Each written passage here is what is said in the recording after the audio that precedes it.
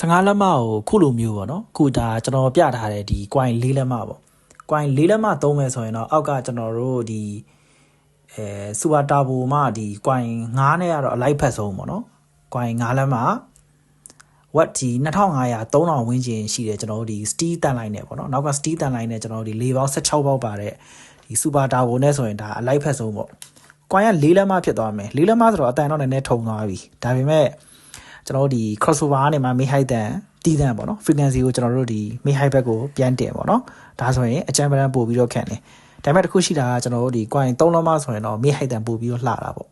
ခုဒါပြထားတာကတော့ဒါအလိုက်ဖက်ဆုံးပေါ့နော် coin 4လက်မ4လက်မကတော့ကျွန်တော်တို့ဒီ euro ပုံမှန်မင်္ဂလာဆောင်ပွဲလေးကိုမှကျွန်တော်တို့ဒီအောက်က super tower မပါတောင်သုံးလို့ရတယ်အခုဒါပြထားတဲ့ကျွန်တော်တို့ဒီ 2A super tower အတွင်း speaker coin 5လက်မcoin 5လက်မဟိုမှာဒါ2500ပေါ့2500 3000ဝက်ကတော့အစားစားရှိတယ်ကျွန်တော်တို့ဒီ1200အစားရှိတာပေါ့အခုပြထားတဲ့ super tower ဆိုရင်ဒါ speaker တကယ် heavy ပေါ့နော် heavy သုံးထားတယ်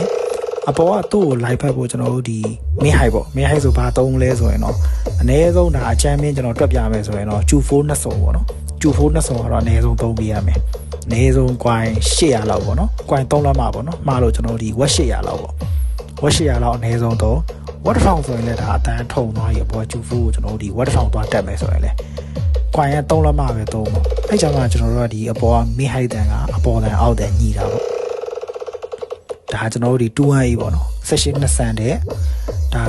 တစ်စုံကိုကျွန်တော်တို့ဒီ speaker 4လုံးသွားကြတာပေါ့ရက်သေးရွာထဲမှာကျွန်တော်တို့ဒီပုံမှန်3လောက်ပဲသုံးမယ်ဆိုရင်တော့အခုလိုပြထားလိုက်တာ coin 5လက်မမလိုဘူးပေါ့အနည်းဆုံးကျွန်တော်တို့ဒီ1200 1500လောက်ဆိုအဆင်ပြေပြီအခုကဒါဆိုရင်အပေါ်က mid height ဆိုရင်လည်းကျွန်တော်တို့ဒါ heavy သုံးပေးရမယ် line rate သုံးမယ်ဆိုရင်လည်းအနည်းဆုံးကျွန်တော်တို့ဒီ3စုံ4စုံနဲ့အထက်ကိုသုံးပေးရမှာပေါ့ကျွန်တော်နောက်ထပ်ပေါ့နော်ဒီ 1Y super tower super tower 1Y tower ပေါ့နော် 1Y tower တစ်ချက်ပြပေးမယ် 1Y tower ဆိုရင်အပေါ်ကကျွန်တော်တို့ဒီ 215 ကြီးတော့မလိုတော့ဘူးပေါ့နော်ကျွန်တော် 1Y ပါတစ်ချက်ပြပေးမယ်ဗျအခုဒါကျွန်တော်ဆင်ပေးထားတာက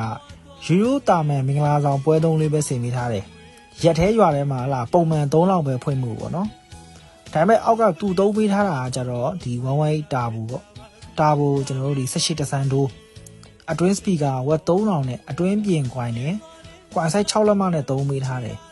ဒါပေမဲ့တကယ်တမ်းအပေါ်တန်အောက်တန်ကျွန်တော်တို့ဒီညီမျှဖို့သုံးမယ်ဆိုရင်တော့အပေါ်ကအနည်းဆုံးစနစ်4လုံးလောက်သုံးမှအောက်လုံးတန်ကိုကျွန်တော်တို့အမိလိုက်လို့ရမယ်